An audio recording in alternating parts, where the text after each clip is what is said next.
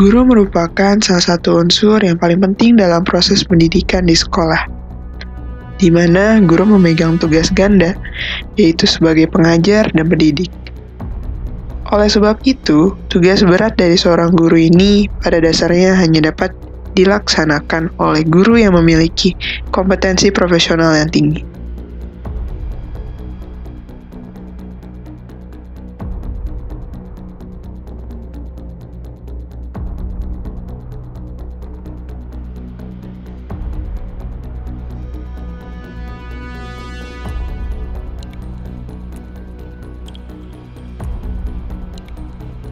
Beberapa perilaku guru juga dapat dinilai oleh masyarakat sebagai ketidakprofesionalitasan guru.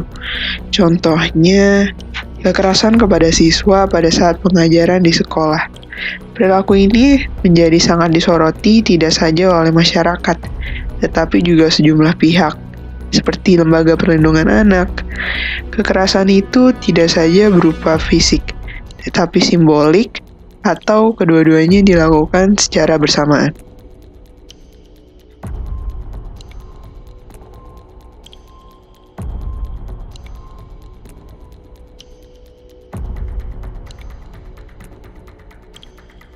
Kekerasan anak di sekolah disadari atau tidak telah menjadi bagian dalam kehidupan sekolah. Ini terbukti dari 1.000 siswa mulai dari jenjang SD sederajat hingga SMA sederajat di 9 provinsi Indonesia yang disurvei oleh Komisi Perlindungan Anak Indonesia atau KPAI. 87,6% mengaku pernah mengalaminya.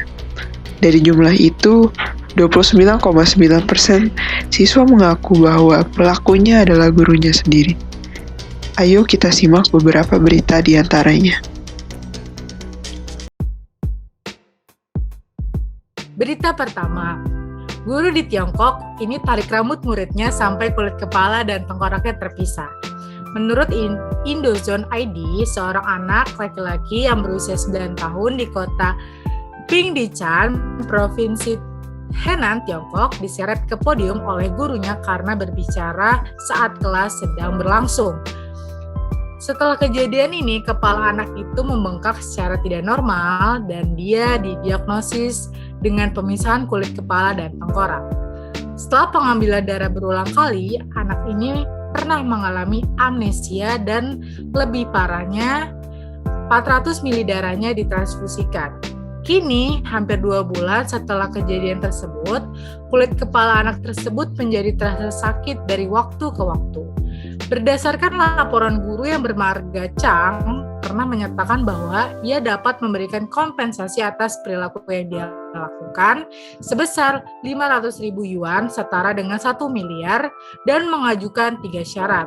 Dengan menandatangani surat pengertian, tidak menuntut tanggung jawab pidana atas guru yang terlibat, memastikan bahwa sekolah tidak terlibat, dan yang terakhir tidak ada banding tindak lanjut dari orang tua murid tersebut.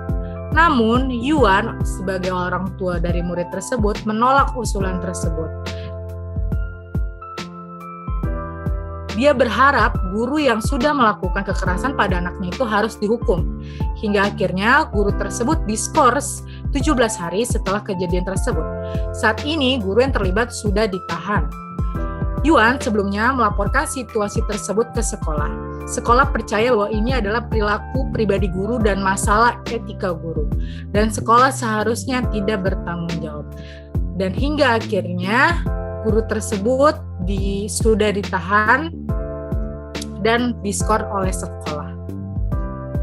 Dikutip dari Kompas, 6 siswa sekolah dasar di Kota Banda Aceh menjadi korban pencabulan oleh seorang guru kontrak berinisial SB berumur 39 tahun.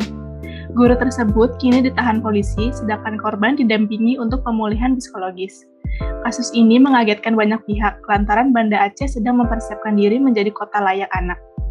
Kepala Polisi Resor Kota Banda Aceh, Komisaris Besar Trisno Rianto kepada wartawan, pada hari Rabu, bulan 11 tahun 2019, menuturkan kasus ini terungkap setelah salah satu korban mengadu pada orang tuanya. Selanjutnya, orang tua korban melaporkan kasus ini kepada polisi. Setelah kami dalami, ternyata ada 6 siswa korban, semua siswa di sekolah itu, kata Trisno. Dalam konferensi pers itu, tersangka turut dihadirkan. Tersangka mengenakan baju tahanan dan menggunakan penutup wajah. Barang bukti yang dikumpulkan berupa seragam sekolah, celana dalam, dan selembar uang Rp5.000 juga diperlihatkan. Trisno pada rentang September hingga November 2019. Kejadian terakhir pada 20 November, korban berusia 8-12 tahun. Pelecehan dilakukan di ruang kelas dan toilet di sekolah. Trisno juga mengatakan baru 2 bulan pelaku ini menjadi tenaga pendidik di sekolah itu telah mencabuli 6 anak di sekolah tersebut. Polisi juga akan melacak ke sekolah lain tempat pelaku mengajar sebelumnya. Lalu pelaku sudah ditangkap setelah kasus itu juga dilaporkan kepada Dinas Pendidikan, tetapi pelaku ini berusaha kabur. Pelaku dinyatakan telah berkeluarga dan memiliki 2 anak. Trisno juga menyatakan tersangka didakwa dengan Undang-Undang Perlindungan Anak dengan ancaman hukuman minimal 5 tahun dan maksimal 15 tahun penjara.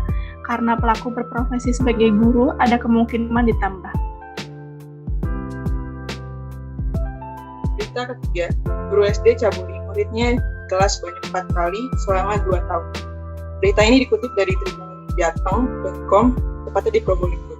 Seorang guru SD berulang kali mencabuli muridnya dalam kelas. Perbuatan itu dilakukannya sebanyak 4 kali selama 2 tahun. Guru tersebut inisial AY, berumur 35 tahun, juga wali kelas sebuah SD negeri di Kabupaten Probolinggo. Sedangkan korban berinisial Z, umur 13 tahun, kini duduk di bangku kelas 6. Polisi menangkap dan resmi menahan AY di Mapolres Probolinggo, Kamis tanggal 16 bulan Januari 2020. AY yang juga guru biologi dan olahraga di sekolahnya mengaku menyetubuhi Z 4 kali. Perbuatan pertama dilakukan pada 2 tahun. Perbuatan terakhir pada 7 Januari 2020. Saya melakukannya 4 kali di ruang kelas saat jam istirahat, saat Z sedang kelas 4 hingga duduk di kelas 6 SD. Saya tidak iming-imingi, saya rayu mau saja, kata AY sambil tertunduk. Kamis, setelah membeli penjelasan itu, AY selalu diam dan tak mau menjawab sejumlah pertanyaan wartawan.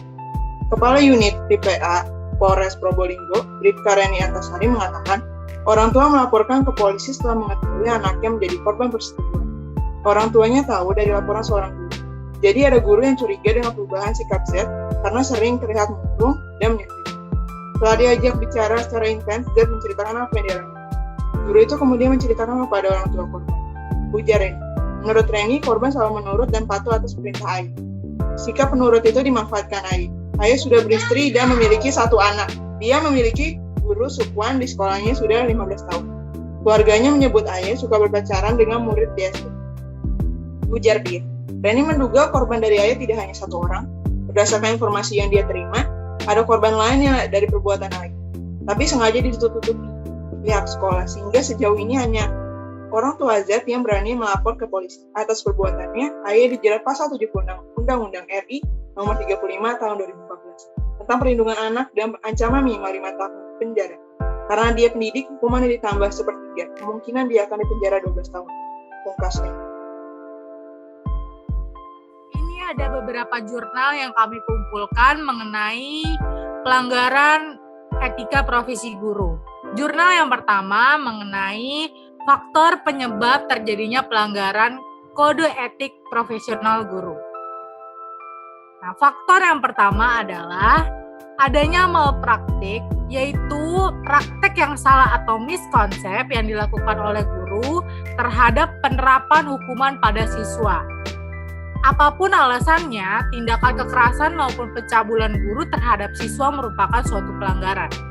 Yang kedua, kurang siapnya guru maupun siswa jika kedua belah pihak siap secara fisik. Yang kedua, kurang siapnya guru. Yang kedua, kurang siapnya guru. Jika kedua belah pihak siap secara fisik, mental, dan emosional, proses belajar mengajar akan lancar. Interaksi siswa dan guru pun akan terjalin harmonis layaknya orang tua dan anak. Nah, lalu faktor yang ketiga adalah kurangnya penanaman budi pekerti di sekolah. Realitas di lapangan, pelajaran yang didapat siswa kebanyakan hanya dijejali oleh materi saja, sehingga nilai-nilai budi pekerti yang harus diajarkan justru dilupakan.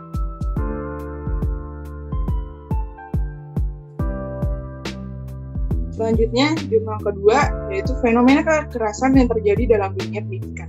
Pertama, kekerasan dalam pendidikan bisa muncul sebagai akibat adanya pelanggaran yang disertai dengan hukuman, terutama fisik. Kedua, kekerasan dalam pendidikan bisa diakibatkan oleh buruknya sistem dan kebijakan pendidikan yang berlaku. Ketiga, kekerasan dalam pendidikan mungkin pula dipengaruhi oleh lingkungan masyarakat dan tayangan media massa. Keempat, kekerasan bisa jadi merupakan refleksi dan perkembangan kehidupan masyarakat yang mengalami pergeseran cepat, sehingga meniscayakan timbulnya sikap instant solution dan jalan pintas. Dan kelima, kekerasan mungkin pula dipengaruhi oleh latar belakang sosial ekonomi pelaku. Ditinjau dari tingkatannya, perilaku kekerasan dapat dibedakan menjadi 3 kelompok. Pertama, kekerasan tingkat ringan atau soft violence, yakni berupa potensi kekerasan, violence as potential, umumnya berupa kekerasan tertutup atau covert, pelecehan martabat dan penekanan psikis. Kedua, kekerasan tingkat sedang yang berupa perilaku kekerasan terbuka atau overt yang terkait dengan penekanan fisik. Sedangkan tingkat ketiga adalah kekerasan tingkat berat, yaitu tindak kriminal atau criminal action, berbentuk kekerasan ofensif, penganiayaan atau abuse, ditangani oleh pihak yang berwajib, ditempuh melalui jalur hukum, dan berada di luar wewenang pihak sekolah. Jurnal dikutip dari MUISTE dengan judul Jurnal Tindakan Kekerasan Guru Terhadap Siswa dalam Interaksi Belajar Mengajar, studi kasus di SMA Negeri Surabaya. Dalam sebuah survei pada jurnal Tamsil MUIS dan lain-lain yang berjudul Bentuk, Penyebab, dan Dampak dari Tindak Kekerasan Guru Terhadap Siswa dalam Interaksi Belajar Mengajar dari Perspektif Siswa di SNPN Kota Surabaya, sebuah survei ditemukan hasil bahwa tindak kekerasan lebih banyak dilaporkan oleh siswa perempuan dibandingkan siswa laki-laki. Adapun hal yang dapat menjelaskan, yaitu pertama, siswa laki-laki tidak melaporkan berbagai bentuk atau tindak kekerasan yang mereka alami. Kedua, siswa perempuan lebih banyak berinteraksi dengan guru mereka dibandingkan siswa laki-laki, sehingga memperbesar kemungkinan mereka untuk menjadi objek kekerasan oleh guru. Lalu ketiga, siswa perempuan merupakan objek yang lebih rentan terhadap tindak kekerasan guru. Dan yang keempat, siswa perempuan lebih subjektif dalam menilai perilaku guru, tapi tidak memungkinkan bila ada siswa laki-laki yang menerima dan melaporkan kekerasan seksual yang menimpanya. Selanjutnya, adapun penyebab munculnya tindak kekerasan guru tersebut terhadap siswa diantaranya yang pertama, karena kesalahan yang dilakukan siswa, temperamen guru, dan berbagai alasan yang merujuk pada perilaku siswa yang tidak disukai guru, seperti perilaku malas, ramai di dalam kelas, dan memperhatikan, serta alasan yang tidak diketahui siswa. Berkaitan dengan hal tersebut, diketahui pula apa yang dirasakan siswa sebagai dampak atau akibat dari tindak kekerasan guru terhadap mereka. Siswa diantaranya mengaku merasa minder atau rendah diri, marah, sakit hati, sedih, dan ingin balas dendam.